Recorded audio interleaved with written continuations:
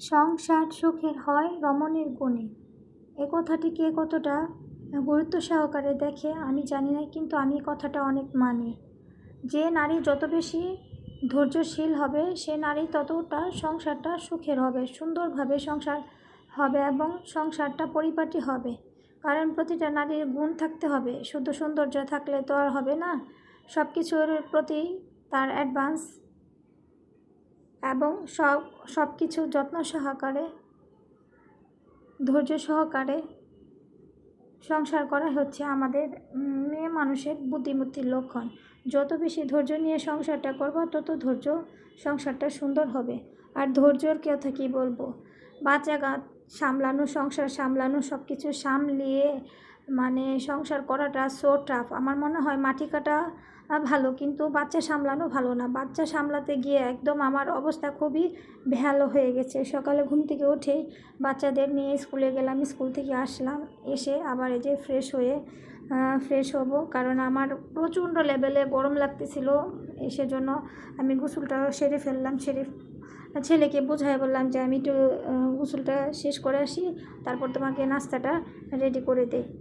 তো ভাবলাম যে তোমাদের সাথে কেন না শেয়ার করি, কারণ সংসার শুধু মেয়ে মানুষের সৌন্দর্য হলেই হবে না, রূপবতী হলে হবে না, গুণবতী হতে হবে, দুটো থাকতে হবে। কারণ আল্লাহ যে যাকে যেরকম চেহারা দিয়ে, যেরকম সৌন্দর্য দিয়ে পাঠাইছে, তাতেই শুকরিয়া জানানো উচিত, আলহামদুলিল্লাহ বলবো। তো মা ও ছেলে বসে বসে খাচ্ছি, ভাবলাম তোমাদের সাথে শেয়ার করি।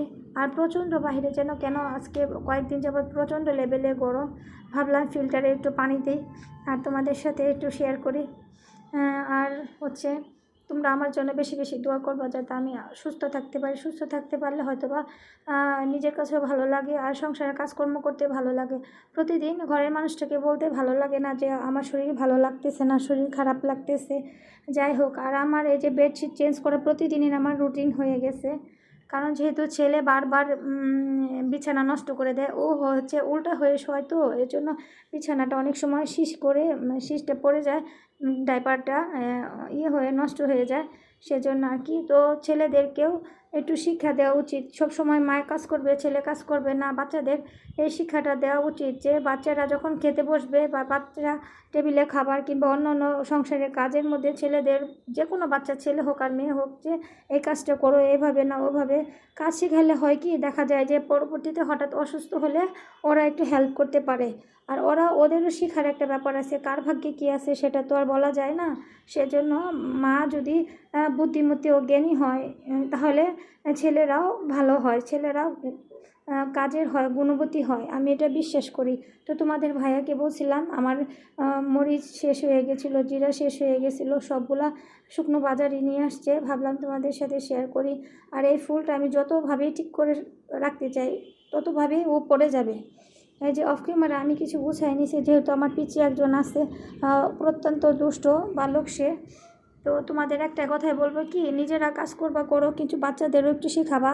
আর তোমরা যদি বলো যে না বাচ্চারা বড় হয়ে শিখবে, এখন এলোমেলো করতেছে, করুক এটা সেটা, কিন্তু তখন দেখবা ওরা বড় হলেও সে অগোছালোই হবে। তো ছোটোবেলা থেকে যদি গোছানো হয়, বাচ্চারা বড় হলেও সেই তোমাদেরই ভালো। তো আমার কথাটা যদি ভালো লাগে অবশ্যই কমেন্টস করবা। আর এই যে হাঁপায়ে গেছি কাজ করে, একটু রং চা খাচ্ছি, আর প্রচণ্ড কেন যেন ঠান্ডা লাগছে। আমাকে দেখে বুঝতে পারতেছো একদম পাগল ভেসে আছি, পাগল। আর দেখো এই যে বাইরের ভিউটা কেমন, বাইরে এত পরিমাণ ঠান্ডা বাতাস। গাইস, আমার যদি পারতাম তোমাদের সাথে তোমাদের আসতে বলতাম, অফ ক্যামেরায় দুপুরে রান্নাটা করে নিয়েছি। সবাই ভালো থাকবা, আল্লাহ।